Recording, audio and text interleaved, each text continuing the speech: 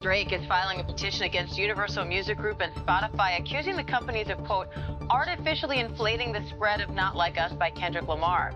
In the New York court filing, Drake alleges UMG and Spotify, quote, deceived consumers into believing the song was more fair than it was, manipulating the streaming services to make the song go viral. The story is usually the same, though. These guys work really hard at their craft, but the story ends the same. They usually are broken, torn, and usually sad. The story is very sad in the end. Yeah, me, the albums themselves for $18, right? 18? What else? Yeah. All right. How much of that would you give me? Well, I don't know how it works. Drake is turning up the heat against Universal Music Group, UMG, in a way that goes beyond chart wars or label politics. This is about power, control, and the cost of legacy in the music industry. In a bombshell lawsuit, Drake accuses UMG of engaging in shady tactics, think bots, playlist manipulation, and artificial boosting to propel the success of Kendrick Lamar's diss track, They Not Like Us. But this isn't just another rap feud. Drake alleges a deeper, more sinister agenda. According to him, UMG and its allies are attempting to suppress artists who become too powerful, threatening the status quo. Taking it even further, Drake has hinted that these same forces might have been involved in the mysterious deaths of music legends Michael Jackson and Prince. Far-fetched? Maybe. But there's no denying the drama runs deep. And when it comes to They Not Like Us, it wasn't just a diss track, it became a cultural moment.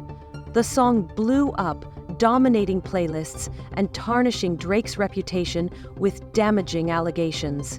Drake insists UMG had a hand in its meteoric rise, turning the spotlight on the powerful, behind-the-scenes machinations of the industry. I'm Drake, XQC, real streaming legend. Me, in case you didn't know, I'm here, as you can see, fully intact.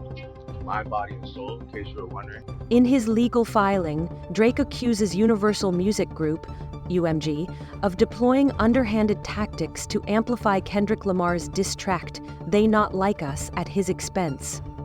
The allegations include using bots to inflate Spotify streams, paying influencers to hype the song, and turning a blind eye to copyright violations, all to ensure the track went viral.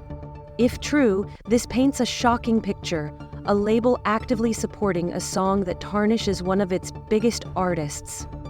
Drake also points to UMG's alleged use of payola, a covert practice where companies pay for increased airplay and visibility. He claims UMG funneled money into Spotify, radio stations, and influencers to keep Kendrick's song in the spotlight. The accusation of payola adds another layer of controversy, as the music industry has a long, scandalous history with such practices. Notably, a $12 million payola scandal rocked the industry back in 2006, suggesting that these questionable tactics might still be alive and well. Basically saying that Spotify and UMG came together to make it seem like he ain't got no motion and that everything Kendrick did was gold. I think Kendrick caught a wave and it did damage. But that's not the whole story. Drake claims UMG's efforts to promote Kendrick Lamar's diss track, They Not Like Us, were part of a broader strategy to undermine his influence. Why? Because Drake's unprecedented power as an artist, owning his catalog and generating billions in revenue, was allegedly making the label uneasy. According to him, this wasn't just about one diss track. It was part of a larger, calculated effort to devalue him and maintain control over artists who threatened the traditional power structure. Drake alleges that UMG went so far as to manipulate copyright regulations, ignoring violations to ensure the song went viral. This wasn't just a marketing campaign.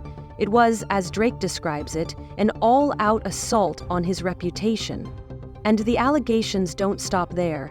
His lawsuit accuses UMG of engaging in fraudulent practices and hints at something even more explosive: potential violations of the Racketeer Influenced and Corrupt Organizations Act, RICO. Yes, we're talking about racketeering, the kind of charges more commonly associated with organized crime than the music industry. Drake's legal team is demanding a full audit of UMG's financial dealings with platforms like iHeartRadio and Spotify, implying these tactics might be widespread. If the evidence holds up in court, this case could escalate from a defamation suit into a full-blown industry scandal, exposing secretive practices that have quietly shaped the music business for decades. With such detailed accusations in his filing, Drake's lawsuit has the potential to shake the foundation of the music industry as we know it. Throughout the years, Black artists. It's time now. We have to put stuff. Incredible. This is where things take a chilling turn. Drake's battle isn't just about his career. It's about his legacy. He's hinting that UMG's efforts to control artists may extend far beyond sabotaging careers, touching on something much darker. Some speculate that the mysterious deaths of music icons like Michael Jackson and Prince could be tied to the same oppressive system now targeting Drake. While these claims might seem far-fetched, they reflect a long-standing narrative about the lengths powerful entities might go to maintain control in the industry. Drake isn't the first major artist to clash with UMG. Back in 2003, Michael Jackson himself took on the label's subsidiary, Motown Records, in a high-stakes legal battle. Jackson accused UMG of breaching a 1980 agreement that guaranteed him royalties for his pre-1976 solo work and Jackson 5 recordings. Not only did UMG fail to pay him a cent, but they also released albums and licensed his songs without his consent. This dispute exposed a pattern of alleged exploitation, raising questions about how the industry handles its most valuable artists. Drake's current fight with UMG echoes these past struggles, painting a grim picture of an industry that might go to any lengths to silence or control its biggest stars. Talking about children, we met Gavin, and it was a great privilege to meet Gavin because he had a lot of suffering in his life. When Gavin was there, he talked about the fact that he shares your bedroom. Can you understand why people would worry about that? It's a bit ignorant.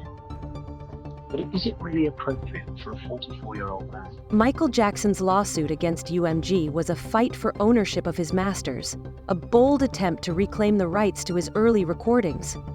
But it wasn't just about money or contracts. It exposed the ongoing struggle artists face against the very institutions that profit from their talent. Jackson's case shone a spotlight on how even legends must battle for control of their own work.